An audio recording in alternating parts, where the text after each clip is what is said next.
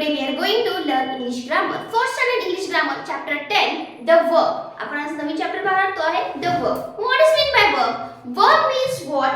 Verb means the word which is saying or which is the word who express or saying something about the some people or something.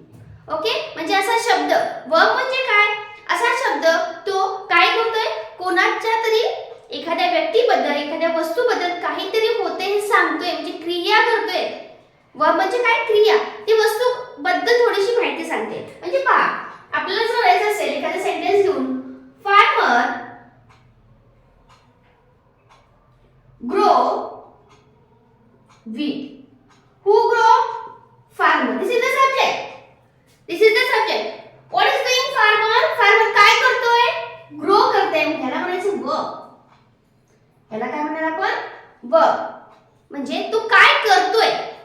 Verb. Okay? त्याला म्हणायचं आपण verb म्हणायचं. म्हणजे हा word काय करत असतो? ऍक्शन आपली जी करतोय आपण ते डिस्क्राइब करत असतो. Saying the something about wheat. Farmer grow the wheat. What? Grow. म्हणजे ग्रो काय करते? काम काय त्याचं? ग्रो करायचं. काय? व्हीट ग्रो करायचं. म्हणजे दिस इज द वर्ब आणि हा झाला आपला ऑब्जेक्ट. म्हणजे याला म्हणायचं वर्ब. म्हणजे वर्ब कसं म्हणजे कळालं असेल. वर्ब म्हणजे एक शब्द असतो तो क्रिया दर्शवतो.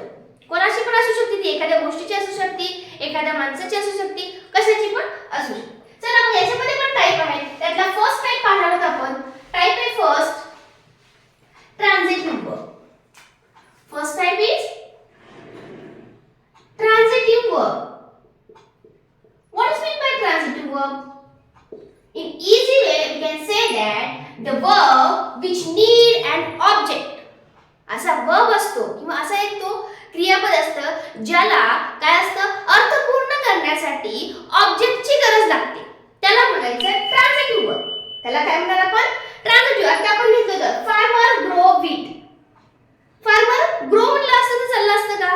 काय ग्रो करतो? व्हीट. म्हणजे ऑब्जेक्ट आहे व्हीट. जर ऑब्जेक्टची गरज पडते कशाला? अर्थ पूर्ण होण्यासाठी. त्या वाक्याचा अर्थ पूर्ण होण्यासाठी जर त्या वर्बला ऑब्जेक्टची गरज असेल किंवा भासत असेल तर त्याला म्हणायचं ट्रान्झिटिव्ह वर्ब. एखादा सेंटेन्स सांगितलं तर पहा एक्झाम्पल द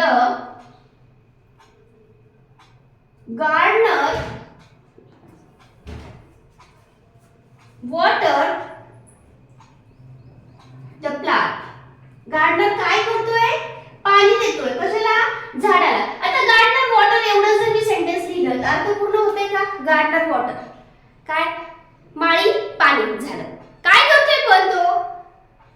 प्लांटला घालतोय. म्हणजे हे जे ऑब्जेक्ट आहे ह्याच्यामध्ये लक्षात घ्या हा झाला सब्जेक्ट, हा झाला वर्ब आणि हे झालं ऑब्जेक्ट. म्हणजे या सेंटेन्सचा अर्थ पूर्ण होण्यासाठी तुम्हाला ह्या ऑब्जेक्टची गरज भासते. कशाला? ह्या वर्बला. तर त्याला म्हणायचं ट्रान्झिटिव्ह वर्ब. ओके? हा झाला ट्रान्झिटिव्ह. अजून एखादा सेंटेन्स लिहायचं झालं तर लीला sang a song. पहा लीला गायलं. होऊ शकतं का? नाही. काय गायलं? गाणं गायलं. ओके? म्हणजे ह्या वर्बला सुद्धा याची काय गरज आहे? नीड आहे ह्याची सॉन्गची. म्हणजे हे सुद्धा कुठलं झालं? वर्ब. ट्रान्झिटिव्ह वर्ब झालं. ओके? चला मग पाहूया इंट्रान्झिटिव्ह. Second type इंट्रान्झिटिव्ह. मग ह्याच्या ट्रान्झिटिव्ह असेल त्याला ऑब्जेक्टची गरज असते. मग इंट्रान्झिटिव्ह काय?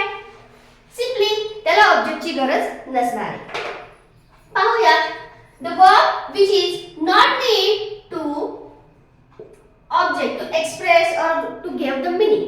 त्याला मीनिंग पूर्ण करण्यासाठी त्याला ऑब्जेक्टची गरज भासणार नाही. त्याला म्हणायचं आपण इंट्रान्झिटिव्ह. कारण ट्रान्झिटिव्हला काय होत होतं? त्याचं मीनिंगला किंवा अर्थाचा वाक्याचा पूर्ण अर्थ निघायला त्याला वर्ब ऑब्जेक्टची गरज भासत होती. तो इथे काय? The verb does not need object to complete the meaning of sentence. The verb not need to object. म्हणजे ऑब्जेक्टची त्याला गरजच पडत नाहीये की माझा पूर्ण अर्थ होण्यासाठी मला कशाची गरज नाहीये? ऑब्जेक्टची गरज नाही. त्याला म्हणायचं इंट्रान्झिटिव्ह. म्हणजे पहा एखादं सेंटेन्स घेतलं तर कसं येईल? Bird fly. आपल्याला ज्यातून कळतंय कृती पण घडतीये, क्रिया पण होतीये फ्लायची. ओके? सब्जेक्ट पण आहे पण ऑब्जेक्ट नाहीये. म्हणजे या सेंटेन्स मध्ये अर्थ पूर्ण होण्यासाठी करण्यासाठी याला ऑब्जेक्टची गरज नाहीये. याला म्हणायचं इंट्रान्झिटिव्ह वर्ब. याला काय म्हणणार आपण? इंट्रान्झिटिव्ह.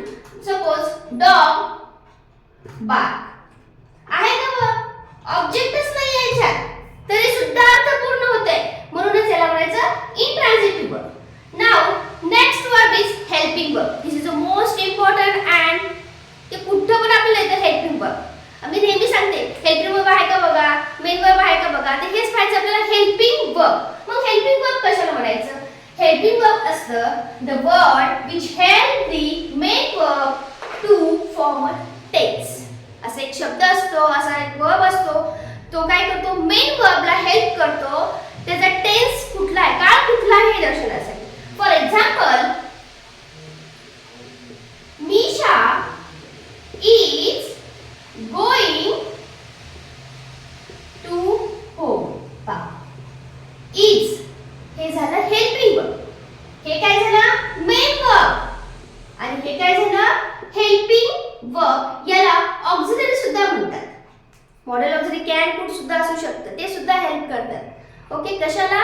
मेन वर्बला हेल्प करतात. कशाला वर्ब हेल्प करतात? मेन वर्बला. म्हणजे Misha is going to home याच्यामध्ये ह्या गोइंगला अर्थ पूर्ण करण्यासाठीच म्हणजे नाही, तर तो कुठल्या काळात आहे, पास्ट मध्ये, फ्युचर मध्ये का प्रेझेंट मध्ये, याच्यासाठी हे वर्ब हेल्प करतं, म्हणून याला म्हणायचं हेल्पिंग वर्ब.